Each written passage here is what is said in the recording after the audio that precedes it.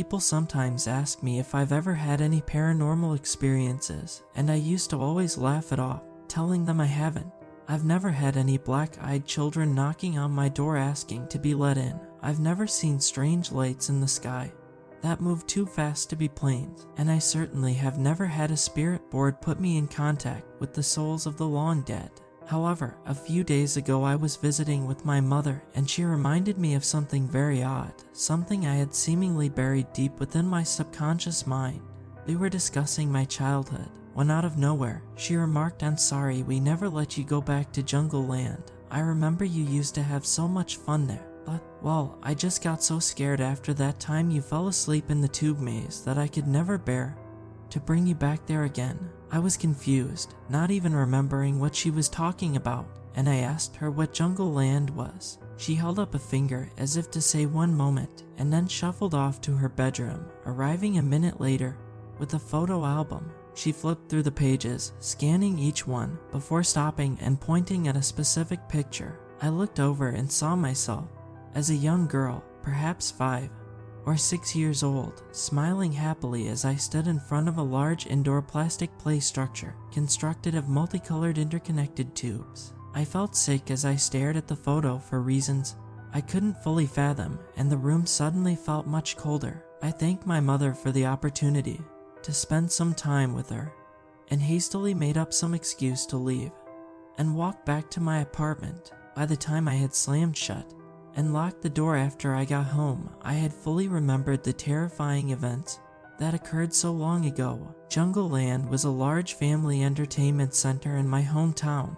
with an indoor jungle gym, ball pit, arcade games, and, of course, a tube maze. I think they were planning to make it a chain, but as far as I know there was only ever the one location. I suppose it just wasn't profitable enough to expand from there. I recalled that the incident occurred when I wasn't much older than I had been in the photo my mother showed me, maybe 8 at the most. It was a weekend my mother had free, so she took me over to Jungle Land to play with some friends. Unfortunately, none of the friends made it, so instead I had to try my luck with the other children, all of whom were strangers to me. I wasn't a particularly outgoing child, and tended towards shyness and reclusion unless around my friends, so I was understandably frustrated by the whole situation. As I waited in the ball pit despondently, kicking around the multicolored balls in petulant annoyance, I suddenly heard a voice whisper to me from the direction of the tube maze. "Hey, what's your name?" I turned to look at who had spoken, and saw a young boy about my age, peeking his head out of the entrance to the maze. He was smiling at me. "Samantha, what's yours?" I asked, cautiously, not used to talking with other kids who I didn't already know. "My name is Charlie. Nice to meet you," I heard him say, but though I could tell that it was the boy's voice, I didn't see his lips move at all. I giggled and asked, "Hey, your mouth didn't move. That's cool. How did you do that?" I heard the boy's voice again, saying it's a magic trick.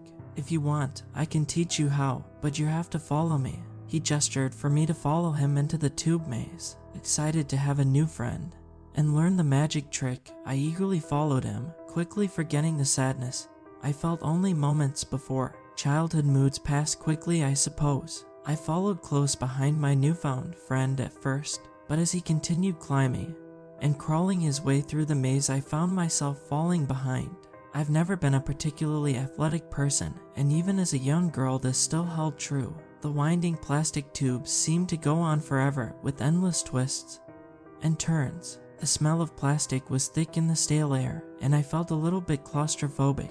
Despite how busy the place seemed only minutes before, we didn't come across any other children as I followed Charlie deeper into the maze. After maybe 15 minutes, I started to feel uneasy. "Are we almost there?" I asked, a slightly whiny tone in my voice. "Almost there, I promise. Just one more turn," responded Charlie cheerfully. He was about 12 feet ahead of me, down a long tube that took a sharp left turn at the end. As he rounded the corner and I lost sight of him, I became uncomfortably aware of how quiet everything was. Even without any other children in sight, I should have been able to hear laughter, the sounds of the arcade, and the crying of little kids in the distance. But there was nothing, just my own breathing echoing in the cramped plastic tunnel. Something deep inside told me I needed to turn around and get out as fast as possible. I rotated as fast as I could in the cramped space and began steadily crawling my way back as quickly as I could, which wasn't particularly fast. My knees had begun to hurt from the continuous scraping against plastic, and my arms and legs were both sore from exertion. Despite the labyrinthine nature of the tube maze, I somehow seemed to know which way I had to go to get out. I'm very lucky to have a good sense of direction, even from a very young age. I started to hear sounds of other children in the distance, and I managed to find my second wind, quickening my pace out of a desire to get out of this tangle of plastic tubes as swiftly as possible. I heard something crawling quickly far behind me, and I felt an intense urge to turn around and see who my pursuer was, but I was worried that if I did so, something horrible would happen to me. The sound of crawling from behind me came closer and closer, and I began to cry a little from fear and tiredness. Finally, I saw the exit, and with a last burst of energy, managed to stumble out into the play area near the ball pit. To my exhausted lungs, the air conditioning felt like a mountain breeze. I looked back at the tube maze, but nothing had come out after me. I felt safe once again and started to calm down, my sniffling tears slowing down to just grateful breaths of fresh air. I noticed that all the other children were sulkily heading towards the exit, accompanied by their parents, and that the outside windows showed a red sky. As I pondered this, I heard my mother shout, "Samantha, oh my God, where were you?" I looked up to find my mother running towards me before she scooped me up into her arms in a great big hug, kissing me on the top of my head.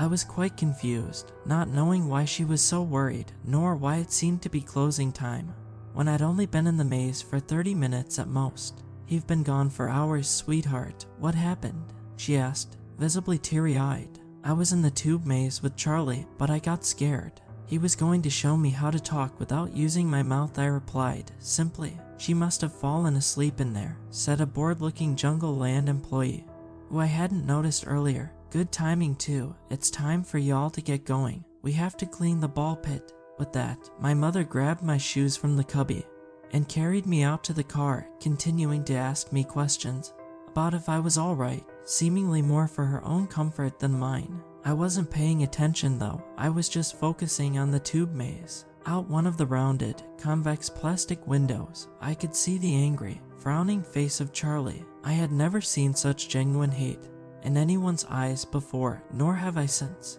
I felt myself start to cry again, as my mother patted me gently, reassuring me that everything was alright. After vividly remembering all that occurred, I suddenly snapped back to reality, realizing I was breathing heavily from stress. I started to calm down a little bit, telling myself that it all must have been some nightmare I experienced as a young child. I must have just fallen asleep in the tube maze and made up the whole thing in my mind. Out of curiosity, I looked up Jungle Land on the internet, expecting to learn it had gone out of business during the pandemic or had been demolished to make way for an apartment building. Instead, I found something very disturbing. The first search result I found was a news article about Jungle Land shutting down, dated about 15 years ago, shortly after my incident with Charlie. The whole center went out of business following a huge scandal. Parents just didn't feel comfortable bringing their kids there anymore after the news broke out. Apparently 3 children went missing after visiting the establishment, with no trace of where they could have gone. Their parents insist they last saw them entering the tube maze